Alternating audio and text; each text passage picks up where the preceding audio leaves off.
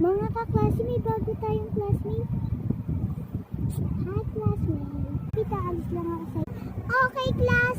Maglagay kayo ng name yun at check. Ano to siya? Sabi ni teacher? Sabi niya daw, magsulat daw tayo ng name and section. Sige. Group 1, dito kanila nanay. Sige po, teacher. Hi, classmate. Kami pala ang group 1. Tulungan kami. Ano kaya sagot dito?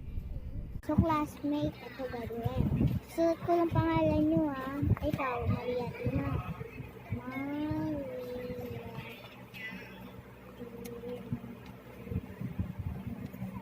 Yan. Teka lang, magsusunod ako. Kunyan, ayun. And Lungay. And Damas.